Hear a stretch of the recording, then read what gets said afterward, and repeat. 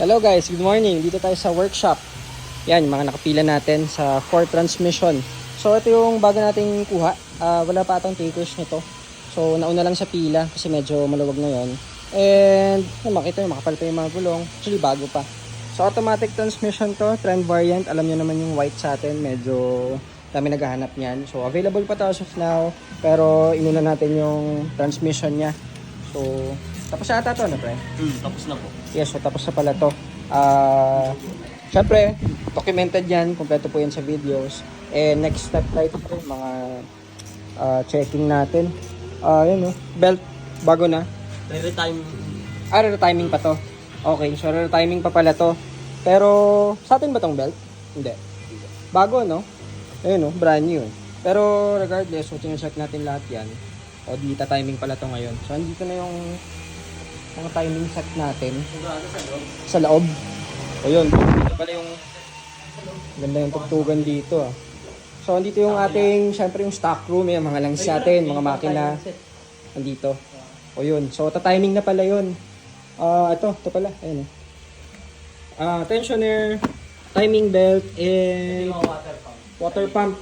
Ayan, ito. So, ang dami. Kompleto po yan. Lahat Ford. Mga langis natin.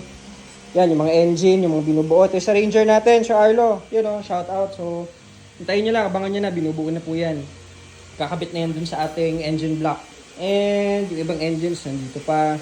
Yung iba, nasa machine shop. So, ito yung mga kaganapan natin dito sa showroom. Ang ating mga LUK na clutch and shift fork, andito rin. Yan. So, tina-timing na lang to. Available pa to guys ha. May isa pa tayong parating na white. So, abangan nyo po. I-feature naman natin to. And ano pa ba? Ito yung mga releasing natin. Tapos yung transmission nito. Magpapalit lang tayo ng langis.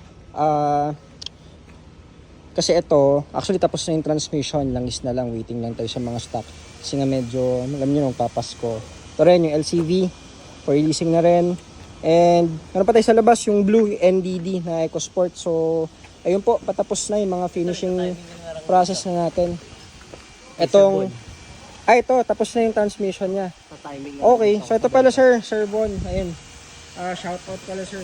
Yung order nyo, ito. Tapos na pala yung transmission, so ita-timing na rin to ngayon. Sasabay na pala nila dito sa ating white na EcoSport. Ayan.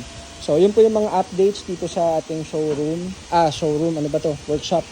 So yan, balik muna tayo doon at marami din tao doon. Saturday kasi ngayon. So may mga nagpapa-check, papa-PMS din. So yun po, GTA Cars, thank you so much. At abangan yung updates, lalo na sa ating mga releasing, sa mga naka-reserve. Pasensya na po, Christmas season kasi busy. So yun, thank you GTA, salamat.